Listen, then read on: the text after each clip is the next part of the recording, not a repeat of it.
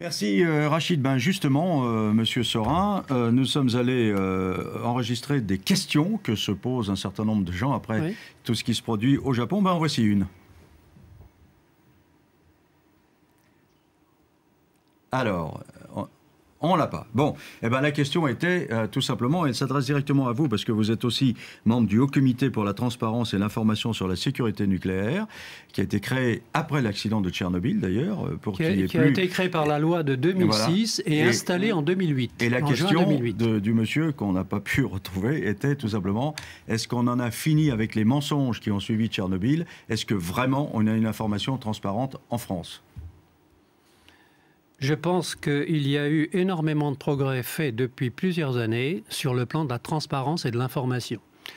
Si vous êtes curieux de tel ou tel aspect du nucléaire et que vous voulez vous informer sur ces aspects, vous avez une somme d'informations vraiment extrêmement importante. Vous allez sur les sites de l'Autorité de sûreté nucléaire, sur le site de l'IRSN, sur le site de la Société française d'énergie nucléaire que je représente. Donc il y a vraiment une somme importante d'informations. Et si je reprends ce que disaient les personnes près du Tricastin, on n'est pas informé, ça ne va pas, etc. Moi, je me permettrais de leur dire que l'information existe, mais que je comprends leur réflexion parce que c'est difficile d'y accéder. Alors qu'est-ce qu'ils doivent faire justement en cas d'accident ? Et même, est-ce qu'il y a suffisamment d'exercices de prévention? Est-ce qu'on informe les gens? Est-ce qu'on leur dit, attendez, si les sirènes sonnent, voilà ce qu'il faut faire, etc. Oui. Est-ce qu'il y a des exercices? Ils sont régulièrement mis en œuvre. Allez, Madame Ray, vas-y, on vient vers vous dans une seconde. Aussi bien par EDF que par Areva. Tous les opérateurs d'installations nucléaires en France ont l'obligation, et le font, de se livrer à ces exercices précisément. Alors quels sont ces exercices? Qu'est-ce qu'ils font? Parce qu'on parle d'iode, on parle de ce calfeutrer. On imagine par exemple un événement grave arrivant sur telle ou telle installation, on réunit toutes les personnes qui seront censées gérer à leur place cet accident, les exploitants, les autorités de sûreté, les préfets, les cellules de crise, etc. Et on simule le déroulement de cet accident. On simule également, et ça c'est à noter, la communication qui sera faite de cet accident par les autorités, par telle ou telle instance habilitée auprès des populations.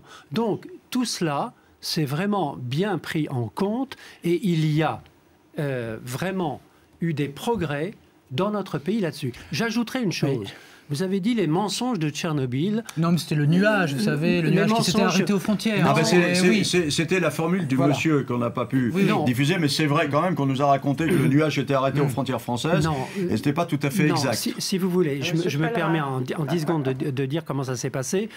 Aucune autorité, et surtout pas le professeur Pellerin qui dirigeait le SCPRI à l'époque, n'a dit cela. Il a dit tout le contraire. Il a dit on a constaté en France l'arrivée de ce nuage et une contamination radioactive. Madame Rivasi souhaite intervenir, voilà. On dirait. Et ce qu'il a dit, le professeur Pellerin, et le SCPRI, c'est que la contamination radioactive amenée par ce nuage était faible et ne constituait pas un problème de santé publique. Madame Rivasi, on vous écoute, on vous entendait rire de l'autre côté. C'est marrant parce que... N'accusez pas le professeur Pellerin. On refait l'histoire 25 ans après. Écoutez, suite à l'accident de Tchernobyl, avec un certain nombre de scientifiques, on a monté un laboratoire indépendant qui est la CRIRAD.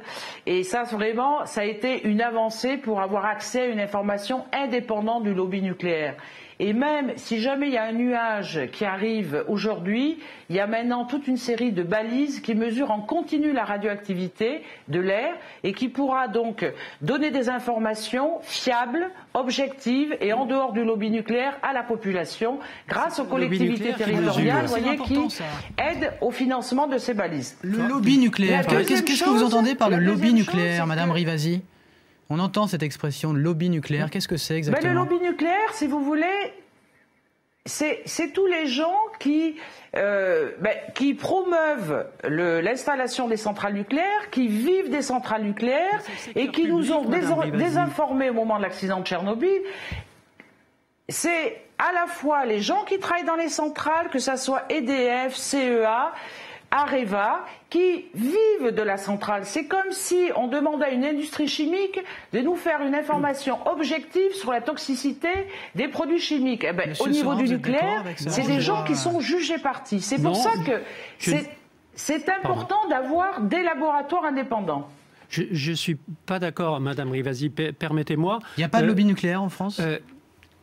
Le lobby nucléaire en France, qu'est-ce que c'est? Il faut savoir que le secteur nucléaire, c'est le secteur public. Donc, il n'y a pas cette motivation qui est celle de tous les lobbies, c'est-à-dire de s'enrichir, de faire de l'argent. Ça n'existe pas. C'est quoi le lobby nucléaire? On peut reconnaître que les dirigeants du nucléaire français ont fait des grandes écoles, ils ont des affinités, hein, ils sortent de polytechniques, de centrales, etc. Bon, c'est eux qui ont conçu et réalisé le programme nucléaire français. Mais si, Madame Rivasi, ne dites pas c'est pas vrai. Alors, à partir de ce moment-là, ils n'ont aucun intérêt à défendre, aucun intérêt matériel à défendre, sinon qu'ils pensent tous, ils ont tous le sentiment, tous ou presque tous le sentiment, que développer l'électricité nucléaire en France, qui n'a pas de charbon, pas de pétrole, pas de gaz, ça peut être utile pour le pays. C'est ça la motivation du lobby, entre guillemets. On va en finir sur ce chapitre. Madame Rivasi, face au lobby nucléaire, est-ce qu'on ne peut pas parler aussi d'un lobby écologiste? Ah bah oui, ça on peut aussi se poser la question. Bah écoutez, si pour l'instant... Qui c'est qui a dénoncé le mensonge de Tchernobyl? C'est quand même la CRIRAD, ce laboratoire indépendant, qui a fait des mesures indépendantes sur le lait, sur le sol, qui a évalué la contamination des sols, qui a mis, grâce aux associations, en examen ce fameux professeur Pellerin, qui avait désinformé concernant le passage du nuage de Tchernobyl en France. Et il y a des gens, parce qu'ils ne le savaient pas, ont consommé des produits radioactifs, ce qui a entraîné des conséquences, par exemple, sur les cancers de la thyroïde. Il est en examen, ce professeur Pellerin. Bon. Alors maintenant, il faut qu'on avance. Il y a une meilleure information concernant la radioactivité, mais il est très important qu'il y ait des contre-pouvoirs qui, justement, donnent une information la plus objective possible pour informer la population. Et ce qui se passe, par exemple, au Japon, même les autorités nationales ont du mal à avoir les informations. Et lorsque on classifie l'accident qui a lieu à l'heure actuelle au Japon au niveau 4, alors que c'est pas fini, alors qu'on s'aperçoit maintenant qu'il y a 3 réacteurs qui n'ont pas le système de refroidissement, on ne peut rien dire. Et moi, je serais ministre de l'énergie, je dirais aux Français qui sont au Japon, rentrez. Je dirais, il faut absolument, pour la population qui est à Tokyo, il faut que les gens soient prêts pour se confiner, parce que en cas d'accident, il faut se confiner, il faut prendre des pastilles d'iodure de potassium. Et le reportage que vous avez fait sur le Tricastin, ça montre bien que les gens ne savent pas ce qu'il faut faire en cas d'accident. Bon, Madame Rivasi, merci beaucoup. Donc ça veut dire que merci beaucoup, parce qu'il faut qu'on voit un autre aspect. Fiable. Il faut qu'on voit un autre aspect. Merci beaucoup d'avoir été en duplex avec nous. Juste un mot, Monsieur Sorin. Je suis d'accord avec 2 points que dit Madame Rivasi. Le classement de cet accident au niveau 4 de l'échelle de gravité des événements, on peut le discuter. Oui. C'est peut-être un peu au-dessus.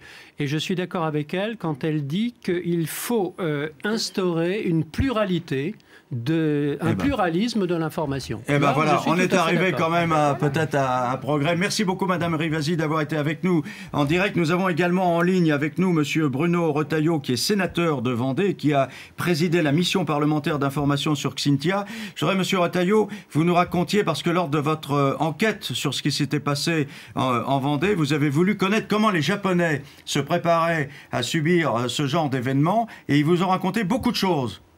Absolument. D'abord, bonsoir à vous. Nous avions souhaité les auditionner parce que c'est sans doute de tous les pays au monde, le Japon est sans doute le pays qui est le mieux préparé à la culture du risque et à beaucoup de risques, puisqu'il cumule, comme vous le savez, le risque sismique, le risque volcanique, les tsunamis, les tempêtes violentes. Et nous avons reçu une délégation et nous avons été étonnés de l'extrême niveau de préparation de toute la nation japonaise. Cela s'appuie historiquement, leur mémoire du risque risque, notamment en matière sismique, s'appuie sur la catastrophe de 1923, au mois de septembre, début septembre, qui avait fait plus de 140 000 morts. Depuis, chaque année, ils ont consacré à la date d'anniversaire une journée pour l'évacuation, pour cette culture de risque. Et les petits Japonais, dès leur plus jeune âge, lorsqu'ils sont scolarisés, apprennent des réflexes. Et je crois qu'ils ont un système qui s'appuie sur un triptyque sans lequel il ne peut pas y avoir de culture du risque, c'est-à-dire la prévision, la prévention et la protection. Ils ont des systèmes de prévision qui leur a permis par exemple de lancer les systèmes d'alerte en moins de 3 minutes après la fin du tremblement de terre. Des systèmes de prévention notamment en matière d'urbanisme qui sont extrêmement performants. Des systèmes de protection qui ont cédé, notamment par exemple les digues, elles ont cédé par surverse et non pas parce qu'elles ont été ébréchées. Mais on voit bien que malgré un très haut niveau, un très haut degré de préparation, on voit bien que bien souvent la nature est plus forte que l'homme. Oui, alors on vous retrouvera Monsieur Retailleau dans un instant parce qu'on va reparler de Cynthia. Mais Madame Hébert, vous êtes spécialiste des tsunamis. Il semble qu'il y en ait de plus en plus souvent. Oui, alors on n'a pas vraiment de données qui confirment ça. Il est vrai, sur le Pacifique Nord, Nord-Ouest, il y a eu très peu de séismes et de tsunamis de cette ampleur depuis les années 60. Donc plus d'une génération. Alors par contre, dans les années entre 46 et 64, on va dire, il y a eu au moins 5 ou 6 séismes comparables, avec des tsunamis qui aussi s'étaient propagés sur tout l'océan Pacifique. Et puis ensuite, on a eu une sorte de silence, il est vrai, sur cette zone-là pendant une quarantaine d'années. Donc on a eu l'année dernière le séisme du Chili, qui était un peu plus faible que celui du Japon avant-hier. Et 2004 quand même, le grand réveil, bien sûr, 2004, donc, sur l'océan Indien. Oui. Sur le Pacifique, il est vrai que depuis les années 60, il n'y avait pas d'événement. Et pourquoi ça se réveille comme ça? Qu'est-ce qui se passe? Alors là, on n'a pas de données pour répondre à ce genre de questions. Vous avez quelques informations à nous donner? On ne sait pas encore très bien ça. Par contre, c'est vrai, on constate une sorte de regroupement dans le temps de ce genre de séisme. De même que sur Sumatra depuis 2004, il y a eu toute une série de très forts séismes, 2004, 2005, 2007. Encore octobre dernier aussi, un séisme très fort. Donc il est vrai qu'il y a une sorte de regroupement des séismes dans le temps qui peut... Et géographiquement, tsunami, c'est un mot japonais. D'ailleurs, qu'est-ce que ça veut dire, tsunami? Tsunami, étymologiquement, donc veut dire la vague qui est observée dans le port. C'est les Japonais, effectivement, qui avaient donné ce terme. Par opposition à la vague qui ne peut pas être observée au large. Un tsunami au large a une amplitude de quelques centimètres à 1 mètre. Avant-hier, l'amplitude au large était quand même très forte. Et la vague monte sur cette amplitude pendant peut-être 30 minutes environ. Donc sur un bateau au large, vous ne le sentez pas. Le bateau monte pendant 1 mètre au plus pendant une demi-heure. Évidemment, il se fait sentir à la côte parce qu'en fait, il est réamplifié lorsque le fond sous-marin remonte à l'approche des côtes. Donc en fait, le tsunami, c'est la vague qu'on voit du port, donc c'est la vague menaçante. C'est la vague qui fait des dégâts dans le port et à la côte et qui n'a pas d'impact sur les bateaux au large, par exemple. D'ailleurs, une des préventions dans les systèmes d'alerte, c'est de faire sortir les bateaux des ports pour les emmener au large, où là, ils n'auront aucun dommage. Alors, on voit que cette zone du Pacifique, de l'océan Indien, mais surtout du Pacifique, est malheureusement privilégiée pour les tsunamis. Mais est-ce qu'on pourrait parler de tsunamis possibles dans l'océan Atlantique ou en Méditerranée ? Alors, on a un exemple historique, là on remonte encore plus loin dans l'Atlantique, c'est le grand séisme de Lisbonne au XVIIIe siècle, en 1755. Un séisme qui n'est pas encore très bien compris, qui a fait un tsunami considérable, observé depuis le Maroc jusqu'aux îles britanniques. Voilà, un séisme fondateur, et observé aux Caraïbes aussi. On pense que le séisme à l'origine était au moins de magnitude 8. Voire 8,5 peut-être, mais il est très mal connu. Donc ça peut se reproduire sur l'Atlantique. Ça se reproduira sur l'Atlantique. Ah, ça se reproduira, vous êtes formel. Les séismes se reproduisent au même endroit, donc ça c'est un des outils. Lisbonne, un des outils d'étude, c'est de les localiser et d'étudier leur répartition géographique. On ne sait pas quand, mais ça peut se produire. Ça se reproduira. Alors on pense que c'est des séismes qui se reproduisent peut-être tous les 300, 500 ans. Donc on a encore un peu de temps. Et en Méditerranée ? Alors en Méditerranée, il faut distinguer, moi je distingue toujours donc la Méditerranée orientale, sur la Grèce, la mer Égée et l'arc égéen, la Crète en particulier. Là, on a des séismes très forts historiquement et des tsunamis associés. On retombe sur un contexte de subduction, comme au large du Japon. Donc ça, c'est de la tectonique, ce sont les plaques, c'est ça ? Oui, voilà, donc une plaque qui plonge sous une autre et qui crée une activité sismique très forte. Au large de la Crète, il y a des séismes historiques, également peut-être tous les 1000 ans, 500 à 1000 ans, assez fort, magnitude 8 possible. Et on ne sait pas... On peut avoir encore un tsunami en Méditerranée. Il y a eu des tsunamis très forts dans cette région de la Méditerranée dans les temps historiques. Mais je distinguerais donc la Méditerranée occidentale, qui est une un tout autre contexte où là, on n'a pas de subduction active de ce type. D'accord. Donc, c'est-à-dire du côté des côtes françaises, a priori, en Méditerranée, donc, il ne devrait pas y avoir de tsunami. Il y a une sismicité sur la marge algérienne, ce qu'on appelle la marge algérienne, qui est plus modérée, magnitude 7, 7,5 maximum, et qui peut être tsunamigénique, il est vrai. Alors, Monsieur Retailleau, bon, sur Xynthia en Vendée, on ne peut pas parler de tsunami, on peut parler, je sais pas, de raz-de-marée, je ne sais pas comment il faut appeler ça. Mais ce qui me semble frappant, c'est, vous nous disiez tout à l'heure, les Japonais, malgré les mesures de précaution, ne pouvaient pas endiguer ce qui s'est passé. En revanche, Xynthia, on aurait peut-être pu endiguer les conséquences, parce que c'était quand même bien moindre. C'est clair, Xynthia n'est pas un tsunami dans la mesure où les forces qui ont été à l'œuvre ne sont pas un tremblement de terre, c'est à la fois la conjonction de basse pression, de vent fort et d'une marée élevée. Il est clair que, je disais à l'instant que les Japonais étaient un peuple qui était très bien préparé. Je pense que nous, la France, nous ne sommes pas bien préparés, nous n'étions pas bien préparés au risque de submersion marine, c'est clair, et nous n'avons pas de culture de risque. Et si on ne pouvait pas éviter Xynthia il y a un peu plus d'un an, on aurait pu réduire de façon drastique le bilan notamment humain. C'est parce que nous n'étions pas préparés, parce qu'il y a eu des défaillances graves à tous les niveaux, au niveau de la prévision, puisque les consignes étaient les consignes de confinement des gens chez eux, c'est-à-dire des consignes qui étaient adaptées à des vents forts, mais certainement pas adaptées à des risques de submersion marine. La prévention, on avait des maisons qui n'auraient jamais dû se trouver là où elles se trouvaient, dans des cuvettes. Et enfin, on avait des lits qui n'étaient pas entretenus.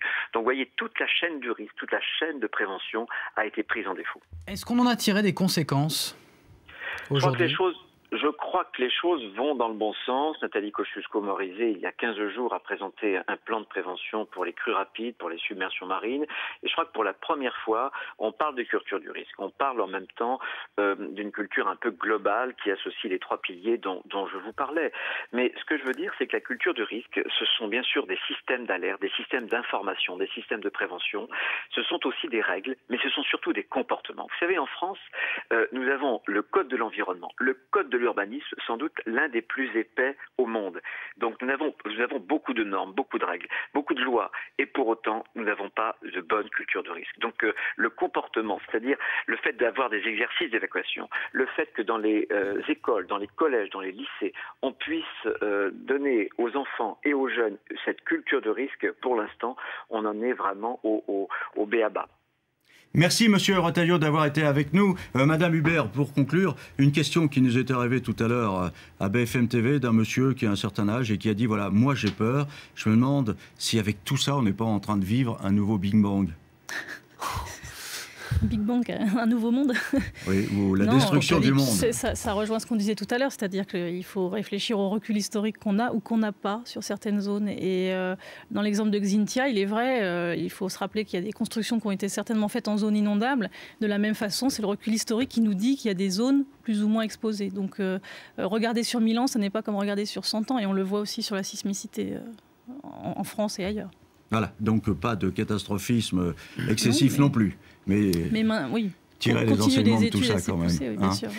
Merci beaucoup Madame Hubert, merci Monsieur Sorin, vous avez publié ce livre, Le nucléaire et la planète. Merci. Bah oui, c'est tout à fait dans l'actualité. Merci beaucoup d'avoir été avec nous. Merci Christophe Onodibio d'avoir été ici pour animer cette émission avec moi. Dans un instant, vous aurez le journal avec Marc Hauteman. Très bonne soirée à tous.